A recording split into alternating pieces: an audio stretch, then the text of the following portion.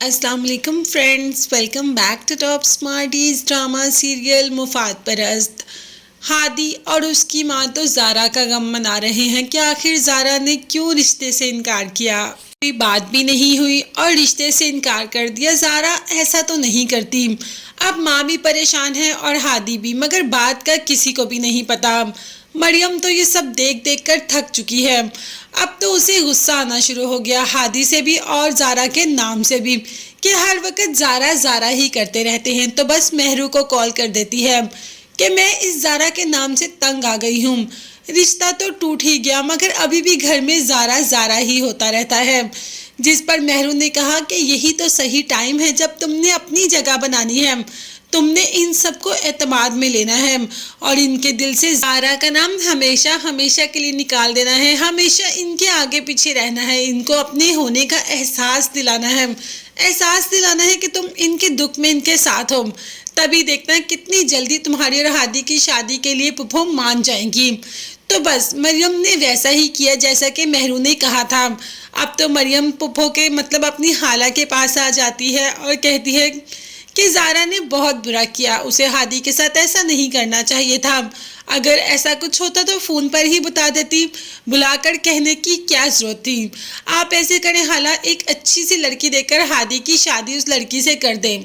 जिस पर सलमा हाला का कहना था कि ऐसा हो ही नहीं सकता, मेरे घर की बहू तो सिर्फ और सिर्फ ज़ारा ही बनेगी और कोई भी इस घर की बहू नहीं बनेगी। ये घर सिर्फ और सिर्फ ज़ारा के लिए और मेरा हादी भी ज़ारा के लिए ही बना है। खैर मरियम को तो बहुत गुस्सा आ जाता है और उठ के वहाँ से चली जाती है। रेहान हादी से मिलने पहुंच जाता है उसके ऑफिस और हादी से कहता है कि आखिर तुमने ज़ारा से ऐसा क्या कहा कि उसने रिश्ते से ही इनकार कर दिया, तुमने ऐसा क्या किया।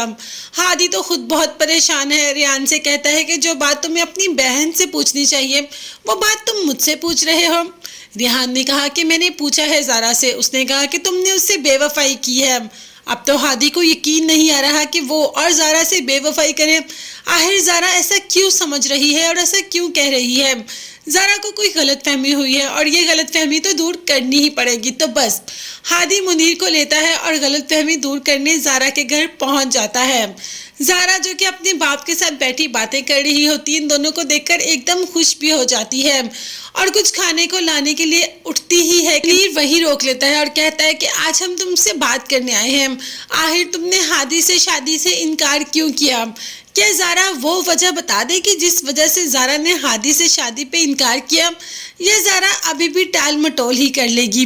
आगे आने वाली एपिसोड्स में क्या होगा ये देखने के लिए चैनल को लाजमी सब्सक्राइब कीजिएगा, बेल आइकॉन भी प्रेस करें ताकि हर वीडियो आप तक बआसानी पहुंच सके। अपना बहुत ज़्यादा ख्याल रखिएगा और अपनी कीमती दुआओं में मुझे और मेरी फैमिली को भी याद रखिएगा। और बस दुआ करें कि ये ड्रामा भी जल्दी से एंड हो जाए, क्योंकि अब ज़ारा और हादी की शादी हो जानी चाहिए। फर्स्ट एपिसोड से यही सुन और देख रहे हैं, मगर अभी भी कोई सुराग नज़र आ ही नहीं रहा। देखते हैं आने वाले एपिसोड्स में क्या होता है। तब तक के लिए चैनल को सब्सक्राइब कीजिएगा। अल्लाह हाफिज़, बाय बाय।